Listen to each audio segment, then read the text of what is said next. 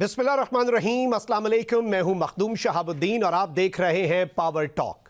नाज़रीन किराम, इस वक्त तेज़ी से बदलती हुई मशरिक़ वुस्ता की सूरत हाल, पाकिस्तान के ईस्टर्न और वेस्टर्न बॉर्डर पर पाकिस्तान के लिए बेतहाशा चैलेंजेस, अफगानिस्तान के साथ जारी जंग ऑपरेशन ग़ज़ब लिल हक़ और ईस्टर्न महाज पर भारत, वहीं दूसरी जानिब ईरान जंग, मशरिक़ वुस्ता के चैलेंजेस। इस सब के दौरान एक चीज़ की ज़रूरत है पाकिस्तान को, और वो है कौमी यकजहती, एक नेशनल कंसेंसस के तमाम तर स्टेक होल्डर्स, तमाम तर सियासी जमातें, तमाम तर फरीक़ैन एक पेज पर आएँ, एक कौमी बयानिया बनाएं और एक मौक़िफ़ बन सके, ताकि पूरी कौम मुत्तहिद हो सके इन चैलेंजेस में जिनका पाकिस्तान को इस वक्त सामना है। दुनिया बहुत तेज़ी से बदल रही है, लेकिन इस सब में पाकिस्तान की सियासत में अभी भी कोई अच्छे की उम्मीद नज़र नहीं आ रही। यह इम्कान जाहिर किया जा रहा था कि ईद से पहले नफ़रतें कम हो सकती हैं, दूरियां कम हो सकती हैं, कुछ कॉन्फिडेंस बिल्डिंग मेजर्स किए जा सकते हैं, लेकिन हमने देखा कि ऐसा कुछ भी नहीं हुआ। एक जानिब पाकिस्तान तहरीक इंसाफ अपने बानी इमरान खान की सेहत को लेकर इंतहाई परेशान है, तो वहीं दूसरी जानिब हुकूमत पर यह इल्ज़ाम लगता है कि हुकूमत सेहत के मामले को ख़राब कर रही है। लेकिन वहीं दूसरी जानिब पीटीआई के अंदरूनी इख्तलाफात, पीटीआई के अपने मसाइल जो हैं वो भी सर उठा रहे हैं। इस सब के अंदर ईद के बाद का पाकिस्तान का मंजरनामा क्या होगा? बदलती हुई जियो पॉलिटिकल सूरत हाल, मशरिक़ वुस्ता की टेंशन, अफगान बॉर्डर पर जारी जंग, क्या इस सब के दौरान पाकिस्तान में एक सियासी बहरान भी सर उठाएगा? और ईद के बाद क्या नफरतें कम होंगी, या फिर पाकिस्तान के लिए एक और बहरान पाकिस्तान के दर पर दस्तक दे रहा है? इसी सब पर बात करने के लिए प्रोग्राम में हमें ज्वाइन किया है पाकिस्तान तहरीक इंसाफ के सीनियर रहनुमा अली मोहम्मद खान साहब ने। अली मोहम्मद खान साहब, thank you very much for your time. सबसे पहले तो ये बताइएगा कि हमें ये उम्मीद, जाहिर इस उम्मीद का इजहार भी किया जा रहा था, इम्कानात भी लग रहे थे कि ईद तक शायद मामलात दुरुस्त हो जाएं, मुलाकातें बहाल हो जाएं, या फिर कोई एक पॉलिटिकल कंसेंसस जो है उसकी तरफ बातचीत चली जाए।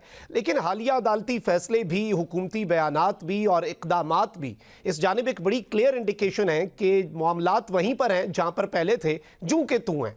तो इस सिचुएशन को आप किस तरह से देख रहे हैं? बिस्मिल्लाहिर्रहमानिर्रहीम, अल्लाहुम्मा सल्लि अला मुहम्मदिन व अला आलिहि व अस्हाबिहि वसल्लम। मखदूम साहब, मेरी तरफ से आपको पेशगी ईद मुबारक। शुक्रिया। और हालांकि ईद हमारा एक कौमी एक फरीज़ा है, एक बहुत बड़ी खुशी का दिन है, तो उसकी तो कोई अहमियत कम नहीं कर सकता। लेकिन जब से इमरान खान जेल में है, एक दो को छोड़ के शायद किए होंगे शुरू में, लेकिन मैं कोई ईद शो अभी तक नहीं किया, दिल ही नहीं चाहता। उसकी वजह यह है, दिल इस चीज पे उदास है कि हमने उस आदमी के साथ अच्छा नहीं किया जिसने हमारी और पूरी उम्मत की जंग लड़ने के लिए, फलस्तीन और कश्मीर के लिए, हुर्मत रसूल सल्लल्लाहु अलैहि वसल्लम के लिए, जब वो खड़ा हो गया अक़वाम मुत्तहिदा में, और उसने इया कनाबुद व इया कनस्तईन से स्टार्ट लिया, ला इलाहा इल्लल्लाह पे खत्म किया, और आखिर में ये कहा कि एंड वी विल फाइट। उसको ये यकीन था कि मैं जो ये बोल रहा हूँ, पीछे मेरी 25 करोड़ भी है, और पीछे मेरे इदारे भी हैं, पीछे मेरे सब लोग जो पाकिस्तान को बचाने इस्तेकाम के लोग हैं, सारे मेरे पीछे खड़े होंगे, मैं अकेला नहीं। इमरान खान ने सोचा होगा मैं अकेला नहीं, पीछे सारे हैं। लेकिन जब वो मुल्क वापस आया, वही कहानी दोहराई गई, टीपू सुल्तान वाली। लेकिन ये अल्लाह का लाख लाख शुक्र है कि हमारा आज के दौर का टीपू सुल्तान कम से कम हमारे बीच जिंदा तो है। ये अफसोस है कि अभी तक वो पाबंद सलासिल है। कोई बात नहीं, आज नहीं तो कल निकल आएगा। लेकिन मैं अपने लोगों से ये कहना चाहता हूं, जो मेरी जमात की लीडरशिप है, मैं तो लीडरशिप रोल पे नहीं हूं, मैं तो कारकुन हूं, मैं एमएनए हूं। मैं न चेयरमैन हूं, न जनरल सेक्रेटरी हूं, ना मैं अपोजिशन लीडर हूं, ना मेरे पास कोई और बड़ी जिम्मेदारी है, ना मुझे ख्वाहिश है, ना मैं इसकी कोई तमन्ना रखता हूं। लेकिन उनको ये कहना चाहता हूं जिसके पास है, दिल पे हाथ रख के बताएं, सुप्रीम कोर्ट के ऑर्डर के बाद रास्ता बंद नहीं रहा था। अगर आपको एक ऑप्शन थी कि चेयरमैन जाके मिल ले या साथ में कोई फैमिली मेंबर ले जाए, आप क्यों किसी से प्रेशर में आए? आप जाके मिलते। मैं अगर बैरिस्टर गौहर की जगह होता, और अगर ये ऑफर मुझे होती, मुझे नहीं पता ये ऑफर थी कि नहीं, गौहर ने अभी तक मुझे क्लैरिटी से नहीं कहा, लेकिन गौहर साहब की जगह अगर मुझे कोई कहता कि जाके इमरान खान साहब से मिल लो, 25 करोड़ के 25 करोड़ मेरे खिलाफ होते, मैं जाके अपने लीडर से मिलता, मैं उसकी खैरियत दरियाफ्त करता, मैं इमरान खान साहब से मिलता कि खान साहब आपका कारकुन हाजिर है, आप मुझे बताइए आपकी आंख कैसी है। ये मौका अगर जाया हुआ है तो सरकार तो ज्यादती कर ही रही है, हमने भी उसमें अपना हिस्सा डाला है। एग्जैक्टली इसमें ये वही मैं बड़ी बात कर रहा जी हूं आपको। जी। और इसमें फिर वो बात हो जाएगी कि पीटीआई का कारकुन भी आज ये सवाल पूछता है कि मुझे राहजनों से गिला नहीं, तेरी राहबरी का सवाल है। तो इसमें पीटीआई वो प्रेशर बिल्ड करने में भी उस तरीके से हमने देखा कि कामयाब नहीं हो सकी कि गवर्नमेंट प्रेशराइज हो, और जहां जहां पर कोई ऑफर की गई या कोई बातचीत आगे बढ़ी तो उस मामले को भी मिसमैनेज किया गया है।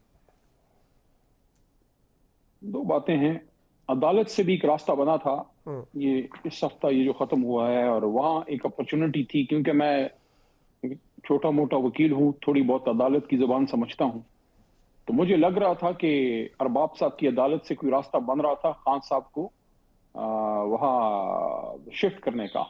लेकिन मेरे ख्याल में वो भी हमसे अच्छा मैनेज नहीं हुआ अदालत के अंदर। मैं ज्यादा डिटेल में बात नहीं करूंगा, लेकिन इस पे मैं सिर्फ इस हद तक इक्तिफा करूंगा कि बेहतर होता कि हमारी तरफ से सिर्फ वकला ही बात करते, रास्ता बन जाता। बाकी जो वहां मौजूद हैं लोग, उन्होंने देखा कि वो मौका हमसे किस तरह जाया हुआ। हमें तो इस अदलिया से और सरकार से बड़े कम मौके मिलते हैं। खुदा खुदा करके अगर कोई रास्ता मिलता है तो उसको हमें अवेल करना चाहिए। एग्जैक्टली जहां तक प्रेशर की बात है, देखिए एक सियासी जमात प्रेशर किस तरह से डाल सकती है, दो तीन जगहों से डाल सकती है। एक पार्लियामान के अंदर, वो भी यार लोगों के गलत मशवरे से तरीके इंसाफ की ताकत को खान साहब को गलत मशवरा दे के कम किया गया, कमेटियों से निकाल के उन्होंने अपने रास्ते हमवार किए हैं। ये नायब तरामीम उन्होंने अपनी मर्जी से पास करवाई, कोई बंदा पार्लियामानी जो कमेटियां होती हैं उसमें नहीं था उसको रोकने के लिए। 27वीं तरमीम जब पास हो रही थी, कोई हमारा बंदा नहीं था अंदर उसको उस पर एहतजाज करने के लिए, तरमीम डालने के लिए, अपोज करने के लिए। हमें पता है पार्लियामानी सिस्टम में अपोजिशन के पास अक्सरियत कम होती है, आप वोट की ताकत से उसको रोक नहीं सकते। लेकिन पार्लियामेंट में आपके पास टूल्स होते हैं, आप तरमीम डाल सकते हैं, कॉलिंग अटेंशन डाल सकते हैं, आप जो स्टैंडिंग कमेटियां होती हैं उसके अंदर एहतजाज कर सकते हैं, अपोजिंग वोट डाल सकते हैं, असेंबली के अंदर उस पर एक हल्ला गुल्ला मचा सकते हैं। वो हमें वो चीजों से दूर किया गया। किसने किया? क्यों? तहरीक इंसाफ को। एक तो हमें पार्लियामेंट के अंदर जाने नहीं दिया गया, हमारे आधे लोगों को हमारा मैंडेट चुरा लिया गया। दूसरा, जो लोग आए उनमें से आधों को तो आपने फारिग कर दिया, 50-50 साल की सजाएं दे दी। क्या उमर अयूब खान दहशतगर्द? क्या ज़रताज बिल वजीर दहशतगर्द? क्या चटर दहशतगर्द? क्या दस्ती दहशतगर्द? क्या चतराली साहब दहशतगर्द? क्या साहबजादा हामिद रजा दहशतगर्द है? नहीं, इन लोगों को ये बहाना वो बहाना, ये करके वो करके फारिग कर दिया। तो ले दे के हम चंद लोग रह गए हैं, तो जो रह गए उनकी ताकत को कम किया गया कि ये ना 3 में रहे ना 13 में। एक तो आप पार्लियामेंट का फ्लोर है, उसको हम प्रॉपर यूज नहीं कर सके। दूसरा, आपके पास होता है एक फ्लोर पब्लिक मैस गैदरिंग्स का। वो आप मुझे बताएं मखदूम शहाबुद्दीन साहब, आप मेरे से उम्र में थोड़े से कम होंगे, छोटे भाई की तरह हैं। मैं अगर एहतजाज की कॉल दूं और सामने से गोलियां बरस रही हों, क्या मुझे जेब देता है कि मैं आपको गोलियों के सामने खड़ा करूं? जब तक 24 नवंबर नहीं हुआ था तब तक तो ये गिला बनता था। अब तो मैं ये कहूंगा, मैंने कल तहरीक इंसाफ के एक अफ्तार प्रोग्राम में भी ये बात की है कि आपने एहतजाज ऐसे करना है कि लोगों की जानें खतरे में ना डालें। मैंने मशवरा दिया कि पूरे मुल्क के हर जिले में आप प्रेस क्लब के सामने बैठ जाएं, मेरा ये मशवरा है। बजाय इसके कि आप डी चौक पे लोगों को लाएं जहां गोलियां मारी जाएं। 24 नवंबर के बाद तो लोगों को इस तरह से लाना, एक तरह से आप एक कनामिस उसमें शरीक जुर्म हो जाएंगे। खान साहब ने खुद मना किया कि आप डी चौक में नहीं है ना, आप मुल्क में एहतजाज बेशक करें। तो उसके लिए अब कोई सोचना होगा। तो इन हालात में जब सामने से सीधी गोलियां मारी जा रही हों, आप किस तरह लोगों को, अपने बच्चों को बाहर निकाल सकते हैं? ये कारकुन हमारे बच्चों की तरह हैं, ये तो हमारे बच्चों की तरह है। तो इन हालात में हमने धरना दिया। धरने के साथ जो इन लोगों ने किया, अंदर लॉक कर दिया, पार्लियामेंट को लॉक कर दिया यार, पार्लियामेंट को लॉक कर दिया, पार्लियामेंट लॉजेस को लॉक कर दिया। खैबर पख्तूनख्वा हाउस जो पाकिस्तान का एक इकाई है, एक इंतहाई हसास सूबा है, उसके एक खैबर पख्तूनख्वा हाउस को इस्लामाबाद में उसके बैरिकेड कर दिए, उसको भी एक तरह से सॉर्ट ऑफ लॉक डाउन कर दिया। तो आपके पास पब्लिक मैस गैदरिंग की जगह बड़ी कम छोड़ी गई हैं। ले दे के आपके पास यही एक है कि आप पार्लियामेंट की बात कर लें, मीडिया पे आके, जिस तरह मैं आपके सामने बात कर रहा हूं। मेरे ख्याल में बहुत बड़े जो है एक मौका इस हुकूमत ने, इस निज़ाम ने ज़ाया किया है कि एक तरफ आपकी अफगान के साथ जंग लगी है, दूसरी तरफ ईरान पे हमला है।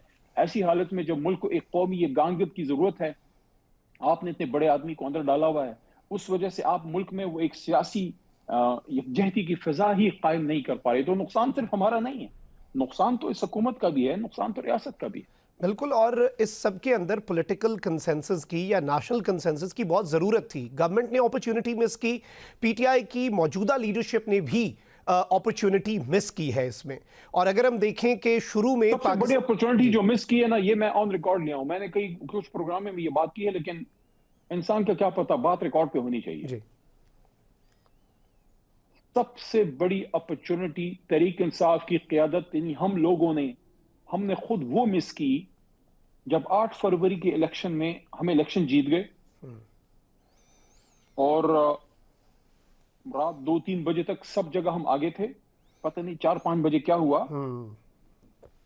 ठीक है ना।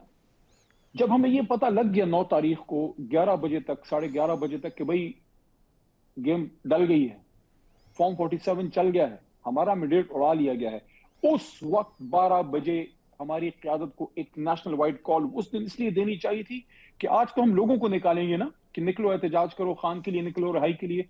उस दिन तो वैसे ही लोग रोड पे थे। एग्जैक्टली। अच्छा, इसमें इंपॉर्टेंट बात, ये बात मैंने इमरान खान साहब को जेल में खुद की, इस नाचीज ने जेल में अडियाला में अली ने ओके। अपने लीडर इमरान खान को खुद की कि खान साहब, मेरा ये ख्याल है, अली का ये ख्याल है कि ठीक है, ये और कॉल्स तो आप देते हैं कि आज निकलें या कल निकलें, लेकिन असल जो दिन था वो 9 फरवरी का था, 2024 इलेक्शन के अगले दिन, जब मैंडेट चोरी हो चुका था। क्यों हमने कॉल नहीं दी? तो इमरान खान साहब ने एक बेबस सी मुस्कुराहट के साथ, एक बेबस सी मुस्कुराहट के साथ अपने कारकुन अली को यह कहा कि अली, मैं अगर बाहर होता तो मैं ये कॉल दे देता। ये उनका जो जवाब है ना, ये चार्जशीट है उन तमाम लोगों पे जो 9 फरवरी को तहरीक इंसाफ के करता धरता थे। मेरा जो रोल है, मैं उस जिम्मेदारी को उठाने के लिए तैयार हूं, बतौर एमएनए, बतौर इमरान खान के एक पुराने साथी के, मेरी जो जिम्मेदारी है। लेकिन मैं चेयरमैन नहीं था, मैं जनरल सेक्रेटरी नहीं था, मैं सूबाई सदर नहीं था, मैं कोई ऐसा शख्स नहीं था जिसके नीचे तंजीम थी। जिन लोगों को के नीचे तंजीम थी, मैं उन सब पे सवाल रखता हूं कि मेरा और आपका लीडर ये कह रहा है कि मैं अगर बाहर होता तो मैं उस दिन कॉल दे देता। क्यों नहीं दिया आपने उस दिन कॉल? ये बड़ा एक इम्पॉर्टेंट क्वेश्चन है। और इसमें एक और बात ये भी आती है कि शायद इस वक्त पार्टी के अंदर इमरान खान साहब की रिहाई जो है वो शायद इतना बड़ा एजेंडा ना हो। एम्बिशन अच्छी होती है, लेकिन शायद पार्टी में बहुत से लोग ओवर एम्बिशियस हैं and they just want to enjoy the authority, जो कि शायद अगर वो बाहर आ जाएं तो अथॉरिटी तो फिर बहुत से लोगों की चली जाएगी, आई थिंक सेम मोमेंट पे, क्योंकि फिर फैसले एक ही शख्स ने करने हैं आके बाहर आकर, पार्टी जिसकी है। ये बड़ा इल्जाम हो जाएगा अपना मखदूम साहब, क्योंकि मैं किसी के दिल में नहीं रहता, तो दिलों का हाल तो अल्लाह जानता है। लेकिन आपके फैसले वाजे करते हैं कि आप किस साइड में हैं। मैंने जितना समझा है, जितना मैंने देखा है, जो मौजूदा चेयरमैन है बैरिस्टर गौहर या जो राजा साहब हैं, मैंने उन दोनों को खान साहब की हद तक बहुत मुखलिस पाया है। उनके फैसलों पे आप क्वेश्चन मार्क कर सकते हैं, मैं उनसे आर्ग्यू करता हूं, मैं पब्लिक में उनको डिफेंड इसलिए करता हूं, ये मेरी ट्रेनिंग है कि इमरान खान साहब ने जिसको जिम्मेदारी दी है, क्योंकि मैं ओहदे के पीछे नहीं हूं ना, तो जब मैं ओहदे के पीछे नहीं हूं तो जिसको खान ने ओहदा दिया है, मैं अगर उसको सपोर्ट करूंगा तो उससे खान मजबूत होगा। हाँ, अंदर हम आर्ग्यूमेंट करते हैं, राजा साहब से मैं मुख्तलिफ चीजों पे डिसएग्रीमेंट करता हूँ, गौर साहब तो वैसे ही भाई की तरह, उससे मैं करता हूँ। तो मैं नहीं समझता, मैं उन पर कोई ऐसी बदगुमानी नहीं डालूंगा कि कोई ज़ाहिर फैसला साजी तो इस वक्त उनके हाथ में है कि वो इसलिए नहीं करे कि खान नहीं, ऐसी बात मैं नहीं समझता है।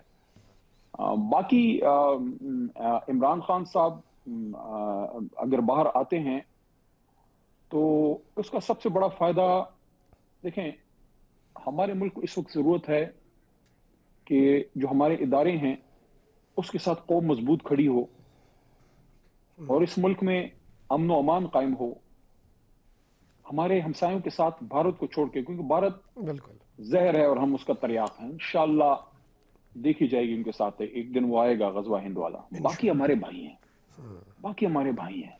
ईरान हमारा भाई है, अफगानिस्तान हमारा भाई है। मैंने कौमी असम्बली के फ्लोर पे ये बात की है, अफगानियों को कहा है कि आपके लिए हमने कितनी कुर्बानी दी, अब क्या कर रहे हो? आप इसराइल और भारत से दूर हो जाओ, आप पाकिस्तान का दाएं हाथ बनो। तो इनसे ताल्लुक आपने बेहतर करना है। आपने मुल्क में एक फिजा ऐसी बनानी है कि मखदूम शहाबुद्दीन जैसे यंग लोग, नौजवान, उनको पाकिस्तान लैंड ऑफ अपॉर्चुनिटी लगे, पाकिस्तान से लोग बाहर ना जाएं। ये कब होगा? ये तब होगा जब एक पॉपुलर लीडर दोबारा कुर्सी पे बैठेगा, एक ऐसा आदमी जिसके पीछे कौम खड़ी हो। देखें, इमरान खान कोई फरिश्ता तो नहीं ना, उससे गलतियां हो सकती हैं, इंसान है, लेकिन कौम अपने लीडर की गलती को वो माफ करती है, लेकिन वो अपने लीडर की बदनीयती को माफ नहीं करती। इमरान खान बदनीयत आदमी नहीं है, वो नेक नीयत आदमी है, और गलतियां मुझसे हुई होंगी, मुझसे मुस्तकबिल में भी हो सकती हैं। गलतियां मियाँ साहब से भी हुई, गलतियां ज़ारी साहब से भी हुई, गलतियां आपसे मुझसे भी होती, गलतियां तो सिर्फ फरिश्तों से नहीं होती। ये पाकिस्तान के लिए अच्छा नहीं है। हमारा दुश्मन ये चाहता है हमारा मुल्क वीक हो, हमारा दुश्मन ये चाहता है हमारी फौज वीक हो, खुदा ना खास्ता, अल्लाह ना करे। और वो कब होगा? वो तब होगा जब कौम में और इदारों में फासले होंगे। ये फासले एक आदमी, मैं कहता हूं खत्म तो नहीं, लेकिन बहुत हद तक कम कर सकता है, और वो है हमारा लीडर इमरान खान।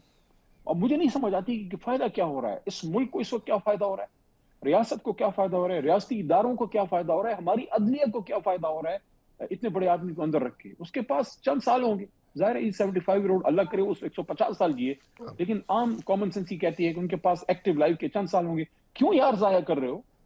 आपको दूसरा इमरान खान मिल रहा है, भुट्टो को जाया किए आपको 50 साल हो गए, दूसरा आपको खान मिल रहा है। अजीब बात है यार, आप मुल्क का सोचते ही नहीं हो। बिल्कुल, बड़ा वैलिड पॉइंट है अली मोहम्मद खान साहब, और उम्मीद यही है कि मुल्क का सोचा जाए और नेशनल कंसेंसस बिल्ड किया जाए, और इस नेशनल कंसेंसस में जो एक missing piece of the puzzle है, उन्हें समझ आ जाए कि वो मिसिंग पीस है कौन सा, जिसे लगाएंगे तो नेशनल कंसेंसस बिल्ड हो जाएगा। बहुत बहुत शुक्रिया अली मोहम्मद खान साहब, हमारे साथ मौजूद थे। नाज़रीन कराम, ये वक्त हुआ है एक ब्रेक का, हमारे साथ रहिए।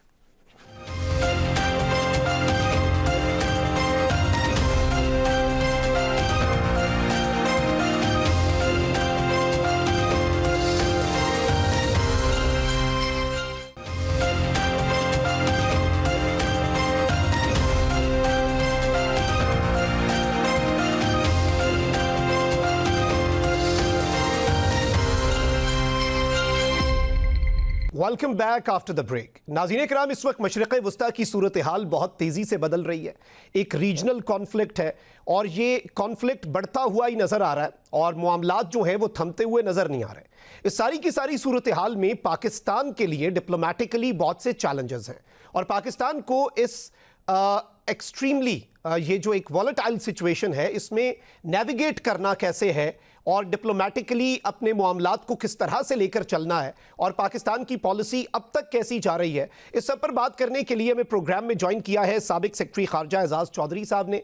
एजाज चौधरी साहब, thank you very much for your time. सबसे पहले तो ये बताइएगा कि आप इस वक्त मशरिक़ वस्ता की सूरत हाल को किस तरह से देख रहे हैं, और पाकिस्तान की जो पॉलिसी है, पाकिस्तान बड़ा एक बैलेंस्ड अप्रोच के साथ आगे बढ़ रहा है, और इस पॉलिसी को किस तरह से आप देखते हैं?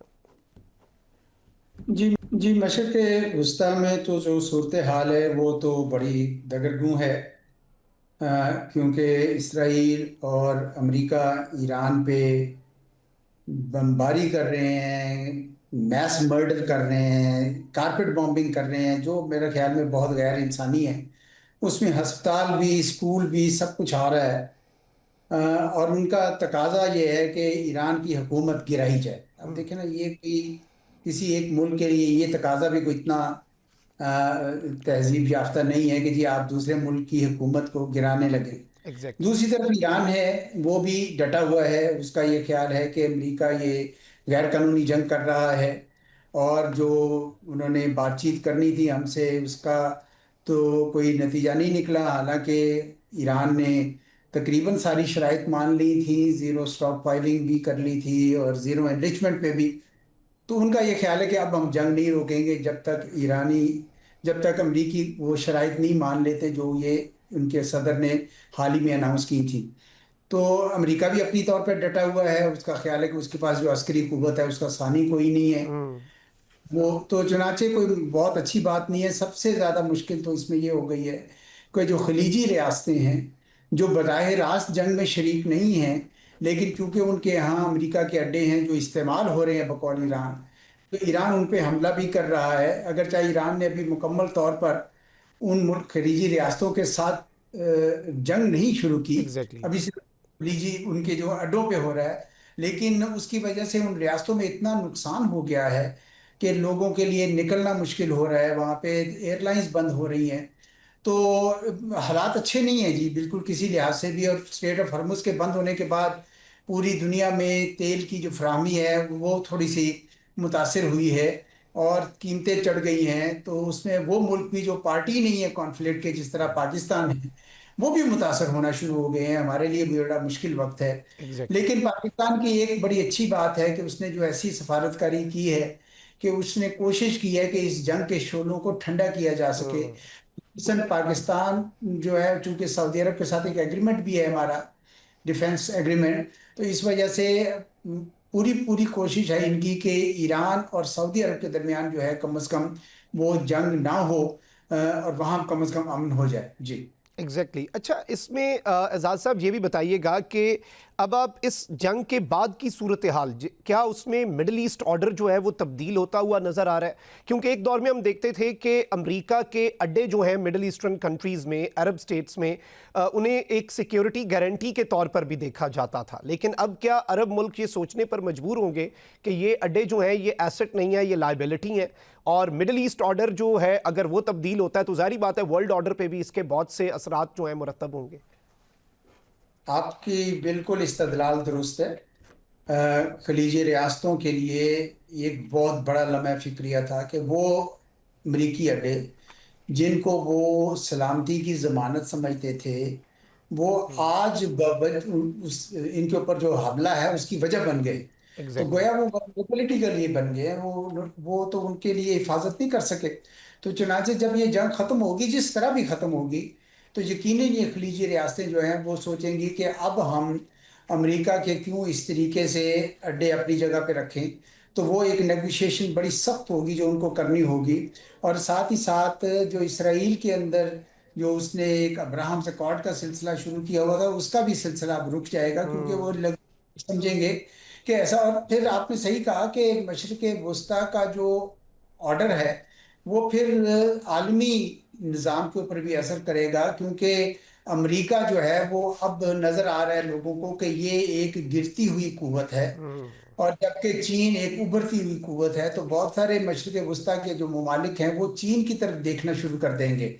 तो बिल्कुल दुनिया का जो निज़ाम है, वर्ल्ड ऑर्डर है, उसके ऊपर भी काफ़ी गहरा असर पड़ेगा। और अमेरिका के लिए ये जंग जो है बहुत ही बड़ा डिजास्टर साबित हो रही है, क्योंकि उसका जो एक कद काठ था दुनिया में, और उसका ये ख्याल था कि उसका सिक्का ही काफ़ी है, उसके करेंसी ही काफ़ी है, उसकी मिलिट्री अस्करी कुव्वत काफ़ी है, वो पता चला कि काफ़ी नहीं है।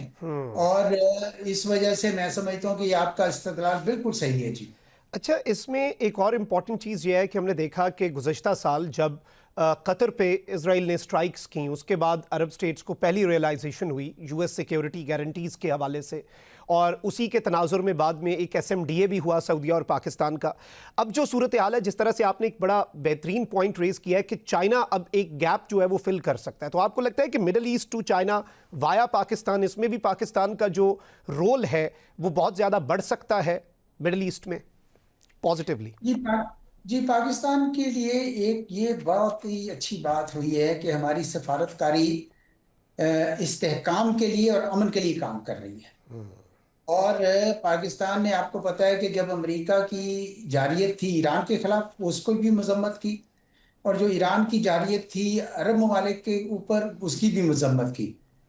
और आज भी मैं सुन रहा था कि ईरान के वजीर खारजा पाकिस्तान की तारीफ कर रहे थे। एग्जैक्टली। और पाकिस्तान यकीनन अगर ये रियासतें चीन की तरफ देखना चाहती हैं, तो पाकिस्तान के तो चीन के साथ बहुत अच्छे ताल्लुकात हैं, तो ये एक अच्छा सिलसिला बन सकता है। अब रह गया अमेरिका, अमेरिका नेचुरली इसकी वजह से वो खफा होगा बहुत। तो पाकिस्तान ने अभी तक तो अमेरिका को भी एक गुड ह्यूमर में रखा है।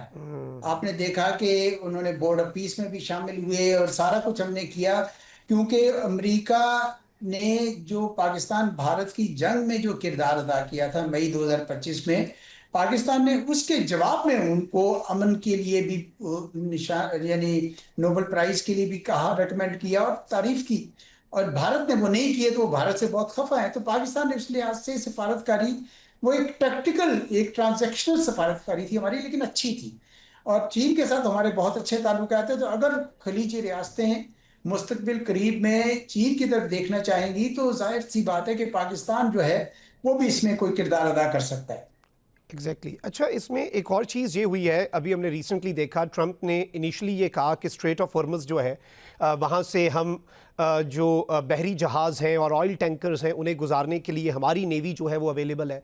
फिर अमेरिका उससे पीछे हटा, फिर अमेरिका ने इवन चीन तक से और बाकी जो वेस्टर्न एलाइज हैं उनसे दरख्वास्त कर दी कि आप लोग भी अपनी वॉरशिप्स भेजें। किसी ने वॉरशिप्स भेजी नहीं। And now Donald Trump is threatening NATO as well. तो मिडिल ईस्ट के तो सिनेरियो की हमने बात कर ली, ये लग ये रहा है कि ये जंग अमेरिका को इन द लॉन्गर रन ज़्यादा महंगी पड़ रही है। कहीं ये डाउनफॉल ऑफ नेटो जो है उसकी तरफ भी तो चीज़ें नहीं बढ़ रही? जी बढ़ गई है जी उस तरफ। पहले ही, ओके। उससे पहले भी उन्होंने जब यूक्रेन में अपनी पोजीशन बदल ली थी और ग्रीनलैंड के ऊपर अपने कब्जे की ख्वाहिश जाहिर की थी और कनाडा के बिल्कुल। ऊपर भी अपने कब्जे की ख्वाहिश जाहिर की थी, तो सारे नेटो ममालिक बहुत ज़्यादा परेशान हो गए थे कि भाई ये शायद ट्रांस अटलांटिक अलायंस अब ज़्यादा देर चलेगा नहीं। ऊपर से अभी आपने जब ये जंग हुई है तो इसमें भी उन्होंने यूरोपियन से मशवरा नहीं किया, ना नेटो अलाइज से मशवरा किया, और जंग खुद कर दी, ना अक़वाम मुत्तहिदा से माना ना इधर से। तो अब जब ये उनको बुला रहे हैं कि आप आइए स्टेट ऑफ हॉर्मुज के लिए, तो आपने देखा सबने इसलिए इनकार कर दिया क्योंकि वो कहते हैं हमसे तो आपने पूछ के ये जंग नहीं की थी और हमें तो इसका कोई एंड भी नजर नहीं आ रहा। और वैसे भी जो घमंड और गुरूर जिसके साथ डोनाल्ड ट्रंप साहब ने ये जंग शुरू की थी, वो अब मेरे ख्याल में उसका सर नीचा हो रहा है।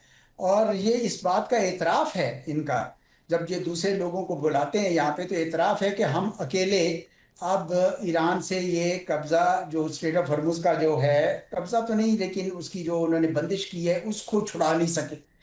तो इस वजह से अब अमेरिका को एहसास हो रहा होगा मेरे ख्याल में कि हम किसी मुश्किल में फंस गए हैं, और कितना का जोर लगा लेंगे, कितने लोग और मार लेंगे, ये भी एक बहुत बड़ा बोझ आ जाएगा उनके ज़मीर पर। जिस तरह का स्कूल में उन्होंने 160-70 बच्चियों, नन्ही बच्चियों को ख़त्म किया, मारा, तो वो भी एक बहुत बड़ा बोझ जो है रिकॉर्ड हो गया है। तो मैं समझता हूं अमेरिका के दिन कोई अच्छे नहीं आ रहे इस जंग की वजह से। बिल्कुल, बहुत वैलिड पॉइंट है। एजाज चौधरी साहब, बहुत बहुत शुक्रिया आपके वक्त का। और इस वक्त यूं ही लग रहा है कि ईरान जंग जो है वो यूनाइटेड स्टेट्स ऑफ अमेरिका उसके लिए बहुत महंगी साबित हो रही है। नाज़रीन इकराम, यहाँ पे वक्त हुआ एक ब्रेक का, आपसे मुलाकात होगी इस ब्रेक के बाद।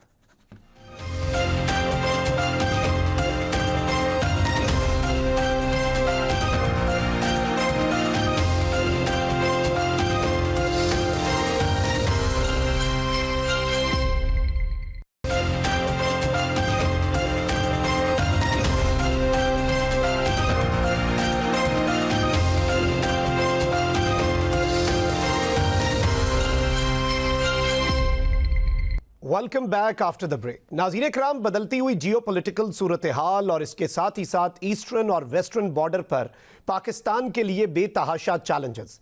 एक जानिब अफगानिस्तान के बॉर्डर पर और अफगानिस्तान के अंदर ऑपरेशन गज़ब लिल हक जारी है।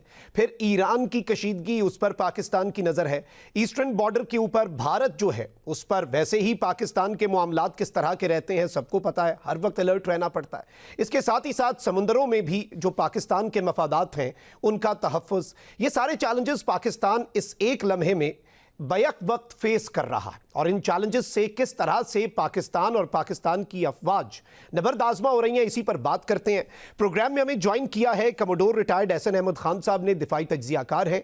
एहसन अहमद खान साहब, बहुत बहुत शुक्रिया आपके वक्त का। सबसे पहले तो ये बताइएगा कि इस वक्त जो एक सिचुएशन है, और ऑब्वियसली पाकिस्तान के लिए बहुत से चैलेंजेस हैं, इसमें मुआफ़िज़ुल बहर जो पाकिस्तान नेवी का किरदार है और किस तरह से जो हमारे इंटरेस्ट्स हैं पाकिस्तान के उनको प्रोटेक्ट किया जा रहा है, उसके हवाले से बताइएगा। अस्सलाम वालेकुम मखदूम साहब, बहुत बहुत शुक्रिया आपने मुझे टाइम दिया। मैं थोड़ा सा एक्सप्लेन करता चलूँ कि ये जो सो कॉल्ड एस्कॉर्टिंग है, ये होता किस तरीके से है। पहली चीज़ ये कि एस्कॉर्टिंग वाहिद तरीका नहीं है अपनी सी लाइंस ऑफ कम्युनिकेशन को प्रोटेक्ट करने का। हम सबसे पहले जाते हैं regulation of our sea lines of communication. और जब हम सी लाइंस ऑफ कम्युनिकेशन कहते हैं तो ये वो राब्ते हैं जिस पे हमारी ट्रेड चलती है, सामान की तरसील होती है। तो सबसे पहली चीज होती है जिसमें हम रेगुलेट करते हैं, मसलन कि सिर्फ उस टाइम पे शिप्स को मूव किया जाए जिस वक्त उनकी जरूरत हो, या दो तीन जहाजों को इकट्ठा कर लिया जाए फिर उनको मूव किया जाए। सेकंड होता है कि री रूटिंग की जाए। अब जैसे अगर हमारे लिए तेल खलीज फारिस से आना है, पर्शियन गल्फ से आना है, और वहां से नहीं लाया जा सकता, तो हम बहरे अहमर की तरफ से या रेड सी की तरफ ओके। से लें। रास तनूरा और यम्बू के दरमियान ईस्ट वेस्ट पाइपलाइन है सऊदी अरब की, उससे ऑयल उधर ट्रांसफर होता है और हम अपनी स्टॉक्स को री रूट कर लेते हैं। बट ऑफ कोर्स उसके लिए आपको टाइम और कॉस्ट की कीमत पे करनी पड़ेगी। और तीसरी चीज होती है जिसमें आप कहते हैं कि जी हम अपने शिप्स को एस्कॉर्ट करके लेके आएंगे, अपने मर्चेंट शिप्स को नेवी की शिप्स के साथ एस्कॉर्ट करके लेके आएंगे। अब वो एस्कॉर्टिंग भी जो होती है, इट इज, या तो वो बिल्कुल क्लोज एस्कॉर्ट होता है कि जिसमें जहाज बिल्कुल साथ साथ जा रहे होते हैं और वो बहुत इमीडिएट थ्रेट की सूरत में दी जाती है, या उसको डिस्टेंट एस्कॉर्ट कर लेते हैं कि जिसमें नेवी के जहाज दूर रहते हैं और वो दूर रहते हुए प्रोटेक्शन प्रोवाइड कर रहे होते हैं। इसमें ये डिसाइड करना कि ये प्रोटेक्शन किधर से किधर जाएगी, कौन प्रोटेक्ट करेगा, ये सब डिपेंड करता है कि उस वक्त थ्रेट कैसी है, क्या अंडर वाटर थ्रेट है, एयर थ्रेट है, माइंस की थ्रेट है। जैसे जैसे थ्रेट चेंज होती जाती है वैसे वैसे प्लेटफॉर्म्स किस टाइप के इन्वॉल्व होंगे वो भी चेंज होते जाते हैं। फॉर एग्जांपल अगर माइंस की थ्रेट हो तो हमें फिर माइन हंटर्स लगाने पड़ेंगे। एग्जैक्टली। अगर सबमरीन की थ्रेट है तो हमें एएसडब्ल्यू ऑपरेशंस करने पड़ेंगे। तो इसलिए ये बताना कि जी किस टाइम पे क्या हो रहा होगा ये मुमकिन, ये तो जो ऑन साइट कमांडर है बिल्कुल। वो सिचुएशन के मुताबिक जो है वो अपनी प्रोटेक्शन प्रोवाइड करते हैं। और कितना डिस्टेंस ट्रेवल करना है ये अलग चीज होती है कि हमने किस पोर्ट में लेके जाना है उस थ्रेट एनवायरनमेंट के अंदर, उसके मुताबिक सारे एसेट्स प्रोवाइड किए जाते हैं। बिल्कुल, ये एक बड़ा इम्पॉर्टेंट पॉइंट है जो आपने रेज़ किया है। हमें प्रोग्राम में ज्वाइन जो रिटायर्ड मेसम रज़ा साहब ने दिफाई तज्ज़ियाकार हैं। मेरे साहब आपकी जानिब आता हूँ। इस वक्त पाकिस्तान के चैलेंजेस पर हम बात कर रहे हैं, ज़ाहिर बात है समुंदर में भी, अफ़गानिस्तान के बॉर्डर पर भी और बाकी जगहों पर भी। ऑपरेशन ग़ज़ब लिल हक़ की अगर हम बात करें, और इसमें जो अभी रिसेंटली पाकिस्तान ने एयर स्ट्राइक्स भी की हैं और तालिबानी रजीम और फिर फितना अल ख़वारिज, इनकी तरफ से जो चैलेंजेस हमें फेस करने पड़ रहे हैं, इस सब के अंदर आपको क्या लगता है कि अल्टीमेटली इसका एंड क्या होगा या क्या होना चाहिए? आप कोई भी दुनिया की जो कॉन्फ्लिक्ट्स हैं, वॉर्स हैं और बैटल्स हैं, आप उनकी पूरी की हिस्ट्री खोल के देख लें, एक आपको चीज कॉमन मिलेगी। वो ये कि जितनी भी कॉन्फ्लिक्ट्स हैं वो स्टार्ट जो हैं हमेशा मिसकैलकुलेशन पे होती हैं, और लेकिन उनका इख्तिताम जो है वो रियलिटी पे जाके होता है। और रियलिटी क्या होती है कि मामला अल्टीमेटली जाके बातचीत से हल होना है, मामला अल्टीमेटली जाके फहम तरीके से सेटल होना होता है, रियलाइजेशन के साथ, ग्राउंड रियलिटीज के साथ, अवाम की खातिर आपको फिर बातचीत के जरिए बैठना पड़ता है। अच्छा, बट समटाइम बातचीत पर लाने के लिए और उस स्टेट ऑफ माइंड में लाने के लिए अगली पार्टी को जो है वो हार्डवेयर यूज करना पड़ता है, हार्डवेयर यूज करने पड़ते हैं, जो स्पेशली अभी ये अफगानिस्तान वाले मामले में अगर हम देखें तो हमने हत्तल वसा पहले बायलैटरल तरीके से बातचीत करने की कोशिश की और इनको समझाने की कोशिश की, भाई ये तरीका ठीक नहीं है। फिर आपके सामने है कि दोहा में कितने लंबे सेशन हुए। दोहा वो मुल्क है जिसने हमेशा तालिबान के लिए एक सॉफ्ट प्लेस अपने हार्ट में रखी है, और जितने भी अमेरिकन ऑपरेशंस के दौरान इनकी नेगोशिएशंस हुई हैं वो दोहा ने होस्ट की हैं, और बड़ी सक्सेसफुल तरीके से इनके इंटरेस्ट को प्रोटेक्ट किया दोहा ने। वही दोहा इनको बुला के कह रहा है कि भाई पाकिस्तान के अंदर दहशतगर्दी तुम्हारी सरजमीन से हो रही है और ये बंद करो। इनको नहीं बात समझ आई। फिर आपके सामने इस्तांबुल बीच में आया है, 3 सेशन इस्तांबुल में लगी, बार बार एक ही चीज के ऊपर फोकस किया गया है, मगर मैं ना मानू वाली रट। और वो मैं ना मानू वाली रट क्यों थी कि पीछे पुष्टपनाई जो थी वो उस दहशतगर्द प्रॉक्सी की थी जो भारत जिसका नाम है, क्योंकि उसका काम ही और मकसद ही दुनिया में एक है कि उसने पाकिस्तान को कैसे डिस्टेबलाइज करना है। अच्छा, वो तो ठहरा हमारा अजल से दुश्मन, बिल्कुल। और हम जानते हैं कि उसको कैसे ट्रीट करना है। अब बंदा इनसे पूछे कि हमारा आपका झगड़ा क्या। आज अगर किसी अफगानी किसी मंदूब को, किसी रिस्पॉन्सिबल बंदे को बिठा के पूछो तो उसको पता ही नहीं होगा हमारा झगड़ा क्या है। और अगले दिन जो उनके फॉरेन मिनिस्टर ने फिर खोल के जो अंदर से बात बुग्स वाली की है, वो ड्यूरेंट लाइन वाली की है कि जी हमारा इशू ड्यूरेंट लाइन है। अच्छा भाई, ड्यूरेंट लाइन आपका इशू है, वो कब का इशू है, तो कैसे इशू है? यस। एक चीज सेटल हो चुकी हुई है एज इंटरनेशनल बॉर्डर, उसको आप जानबूझ के इशू बना रहे हैं, किसके कहने पे? तो फिर जब इस स्टेट ऑफ माइंड में अगर कोई मुल्क चला गया होता है या कोई लोग या कुछ जत्था चला गया होता है, फिर उनको to bring them to the level so that they can think normal, फिर आपको हार्डवेयर यूज करना पड़ता है। तो पाकिस्तान ने अब जो हार्डवेयर यूज किया है, तो I think things are coming down, और अल्टीमेटली जाके इसको ग्राउंड रियलिटीज पे जाके सेटल करना। Very valid point. मैं एहसन अहमद खान साहब आपकी जानिब आऊँगा। आपको क्या लगता है कि दूसरी साइड के ऊपर जो एक वो इर्रेशनैलिटी का शिकार है, क्या उसने ये जो पाकिस्तान की स्ट्राइक्स हैं, या पाकिस्तान और बिल्कुल पाकिस्तान के लिए ये वॉर जो है ये ऑप्शनल नहीं थी, ये बका की जंग है, दहशतगर्दी के खिलाफ जंग है, तो आपको लगता है कि दूसरी साइड जो है वो कोई रैशनल बात करने की तरफ आएगी? आई थिंक इसमें बड़ा एक मकौला जिसमें कहते हैं power speaks to power. Afghanistan में एक पावर रिजॉर्ट करती है, चाहे वो एसिमेट्रिक है या नॉन स्टेट एक्टर्स की शक्ल में है। ते वो जो जिसको रजा साहब ने भी बताया कि वो जो बातचीत, चाहे वो दोहा में हुई, चाहे इस्तांबुल में हुई, चाहे वो हमने डायरेक्ट उनसे बात करने की कोशिश की है, वो उसको रिस्पॉन्ड उस तरीके से नहीं कर रहे थे जिस तरह महज़ब माशरे आपस में एक दूसरे से बातचीत करते हैं। तो एग्जैक्टली। समटाइम्स आपको कैरेट के साथ साथ स्टिक को भी रखना पड़ता है, टू लेट देम नो कि ये पाकिस्तान की सालमियत जो है, जो सोवरेनिटी है, वो इतना तरने वाला नहीं है। And when ever you will breach it, इसके कॉन्सिक्वेंसेज है। ऑपरेशन ग़ज़वा-ए हक़ के अंदर ये बड़ी अच्छे तरीके से दूसरी साइड को बताया जा रहा है कि whenever you will cross line, there will be repercussions and you will have to pay the cost. बिल्कुल, बड़ा ये इम्पॉर्टेंट पॉइंट है। मेरी साहब आपकी जानिब आऊँगा। आप अब क्या देख रहे हैं कि अल्टीमेटली ये सिचुएशन जाएगी कहाँ पे? क्योंकि देखें दूसरी तरफ से भी अभी भी जो इस्लामाबाद के अंदर उन्होंने एक कोशिश की, मैं इसे ये नहीं कहूँगा कि उन्होंने कोई अटैक कर दिया या कुछ किया, लेकिन उन्होंने एक कोशिश की, ऑडासिटी तो थी उनकी। तो अब पाकिस्तान को क्या मज़ीद मिलिट्री माइट उन्हें ज़रा अपनी दिखानी पड़ेगी? क्योंकि अभी भी अगर हम देखें तो Pakistan is using a fraction of its military might against them.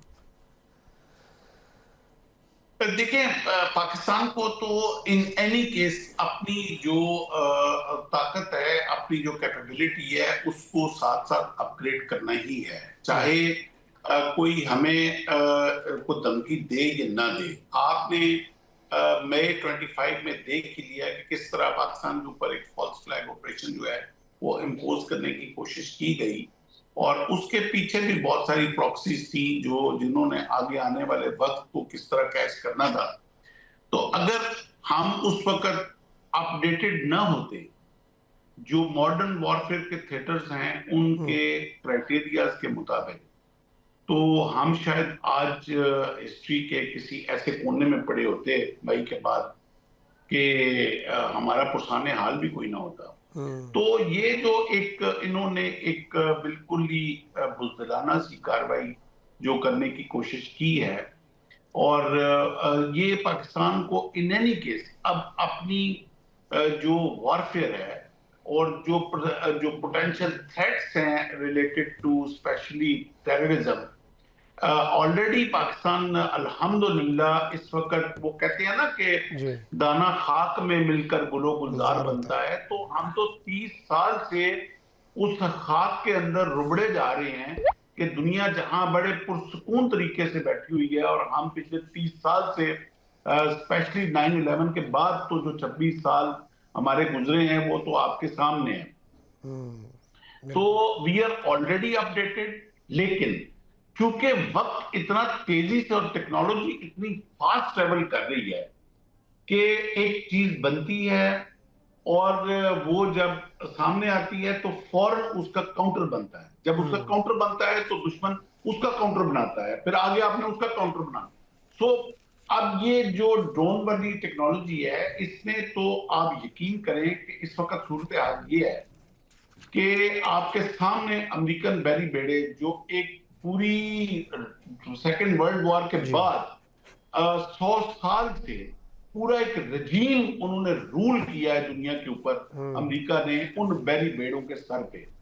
और आज वो just because of the nano technology जिसको हम वॉरफेयर में कहते हैं, उसकी वजह से इतने इतने बड़े जिन बेड़े जो हैं वो बिल्कुल जीरो के साथ मल्टीप्लाई होकर वापस चले जा रहे हैं। तो दुनिया चेंज हो रही है, वॉरफेयर चेंज हो रही है, टेक्नोलॉजी चेंज हो रही है, डे टू डे अपग्रेडेशन चल रही है।